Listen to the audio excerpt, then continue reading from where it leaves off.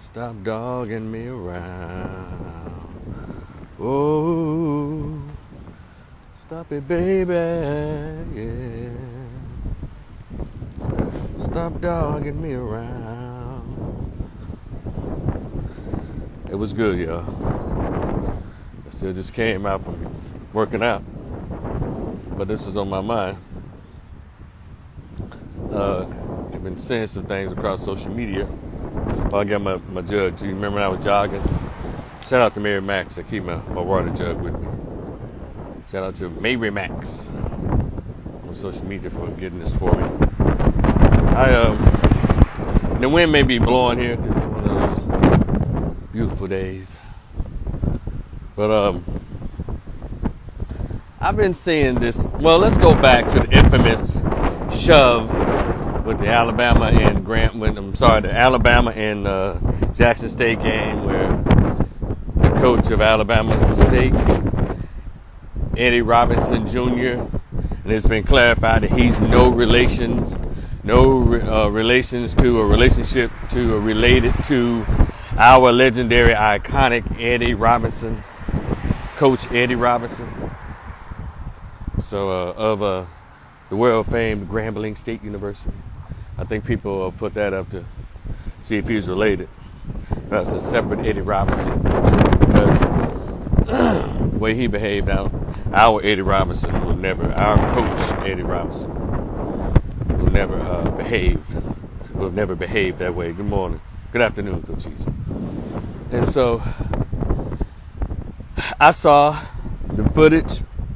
I watched both interviews.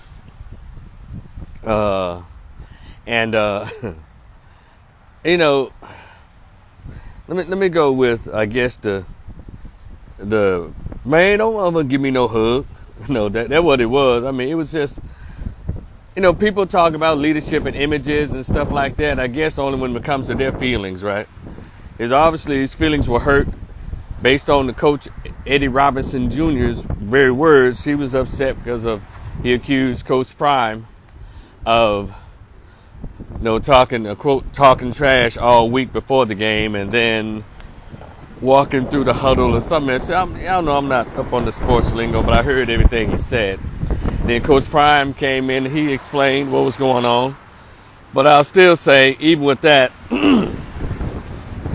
there was no need for that. You could just shook the man's hand and then just kind of move on. That very theatric behavior, reaction, bro, it was uncool, uncalled for. Hey, Lynn, what's up? Shay, what's up? It was totally uncalled for. It was just uncalled for because you're the coach, and there are a lot of impressionable young men, and the students were watching you, and you say, yeah, he ain't SWAC. Well, who is? Well, I thought those of us who attended HBCUs and the sports that are part of the HBCUs, and particularly Southwest Athletic Conference, you played sports, you attended schools, and even if you coached, you were a SWAC. Andre, what's up? Ivan Master, what's good? I'm SWAC. Hell, I dare anybody to tell me I ain't SWAC because you mad at something I said or wrote or if I beat you in a football game. Y'all know Coach Prime came to the SWAC, and he even before that, on his way to the SWAC, he was talking about the importance of not just SWAC but HBCUs. He brought a particular sunshine to HBCUs that could only marvel or rival or match that of our legendary Coach Eddie Robinson. There hasn't been that much excitement about the SWAC since Coach Eddie Robinson. I know y'all go in your own circles and debate that, but our legendary Coach Eddie Robinson, not only the SWAC, but HBCUs, period.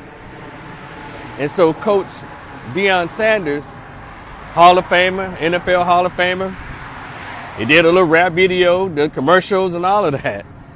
Yeah. And the whole HBCU system has benefited, particularly HBCU football has benefited from his presence.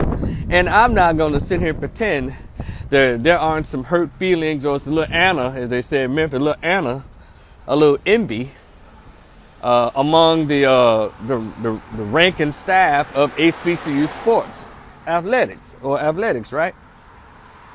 But they've been there 10, 15, 20 years. But here he is. He comes in 1 or 2 years and just drums up all kind of national and international interest in HBCU sports.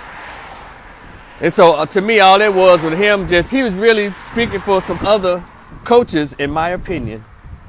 Coaches with the pettiness they have in their heart. Because Deion Sanders hadn't changed a bit. Deion Sanders, when y'all saw him as a young man playing football, he was flashy, he was brass, he talked shit. And he called himself prime time, or they called him prime time. Yeah, baby. And he proved it on the court. Proved it on the football field why he was prime time. Y'all, those of you who are sports aficionados, y'all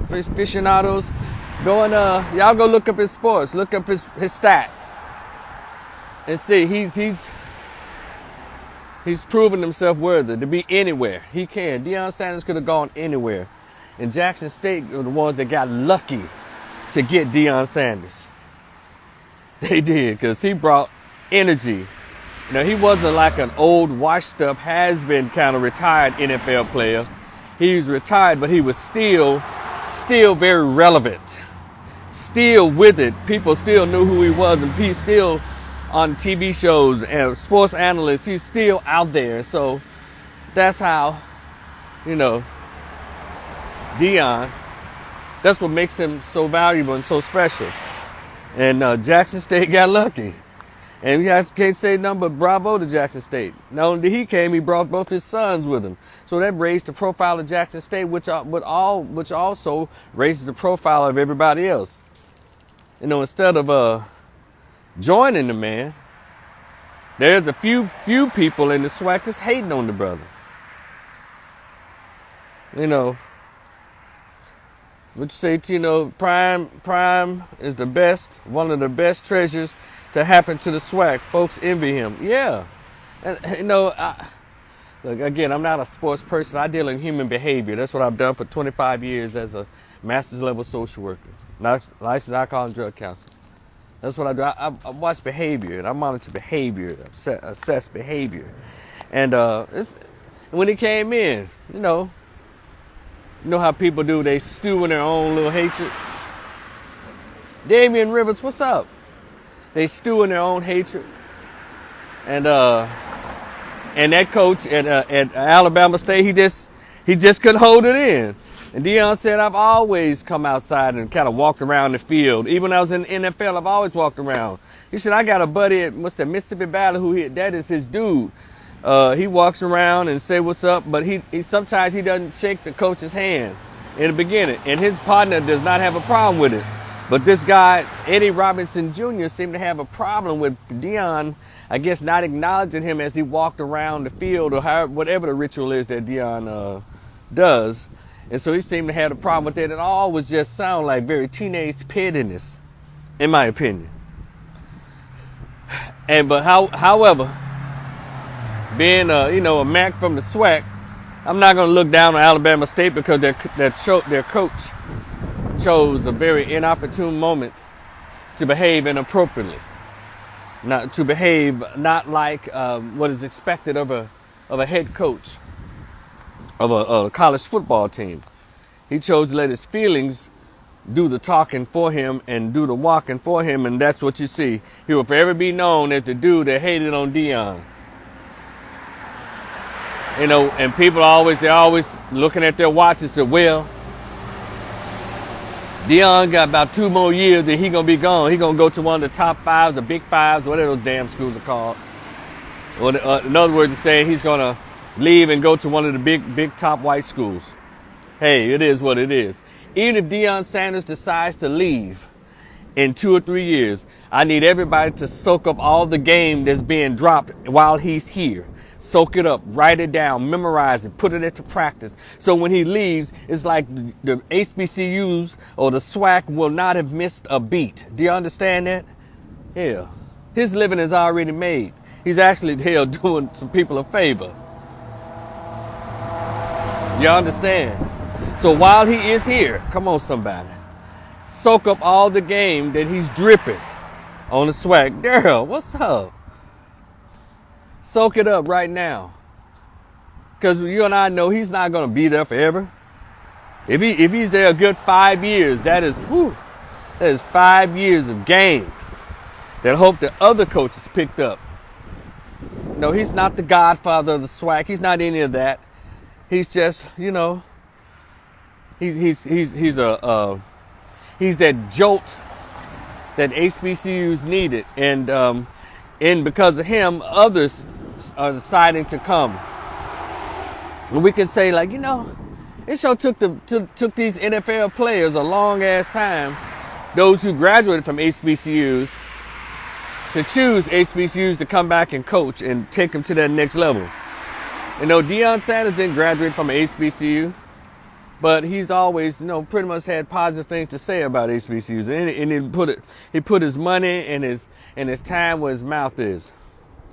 And so other schools in the SWAC tried to kind of replicate that by getting them an Eddie George, and Grambling went to scrambling to get a Hugh Jackson, and at the moment Grambling's not really happy with their choice of Hugh. But I don't understand why not. We got an NFL coach and player too, so what y'all do is work with them, build with them. Jackson State got lucky, or very fortunate, to get Deion. And so part two of this is, when Coach Eddie Robinson Jr. of Alabama State, not to be connected or related to our legendary Coach Eddie Robinson, when he said, he ain't SWAC, all of a sudden I start seeing these t-shirt kind of memes coming out. And I want to say, those of us who are in the SWAC, don't push that. Even don't think that's funny, because there's nothing funny about that. It's childish, it's petty, it's weak. It almost reeks of sore loser. It just reeks of sore loser. Don't do that. Don't spread that meme around. Don't post it on your Facebook pages. Don't do that. No, you can do what you want. I'm just saying, it's just unnecessary. We should let the brother know, let Deion know, regardless of what that coach said, you are SWAC. You came in 2 years and took Jackson State to the pinnacle, and about to take Jackson State forward. And everyone should learn from his blueprint, whatever he did. The other coaches and other assistant coaches and offensive coordinators or whatever he's doing, they should attend his class. But I know that ego and that arrogance won't allow him to do that. So, but anyway, I think what Coach Eddie Robinson Jr. said, he ain't SWAC, I think that was whack that he said that. I just wanted to share that with y'all. Don't forget, I do have a book that I sell. It's a PDF. It's called The Greatest Pain Ever Felt. It's like 50 pages of a short story. It's called My Story When I First Met My Biological Father. It's like 50 pages, and the full title is The Greatest Pain Ever Felt, Conversation with the Absent Biological Father Who Dared to Be Found. It's only $10. Hit me on the Cash App, $RicotheOpinionist on PayPal. And should you hit me on that Cash App, please include an email address so I can send it to you directly. But if you don't want to purchase the short story, just holler at your boy on the Cash App anyway. Look, if you cool with me, fool with me, shout out to Rated J, back in my hometown of Memphis, Tennessee. All right, let's not be whack like that coach at Alabama State. Coach Prime is SWAC. Talk to y'all later. Peace.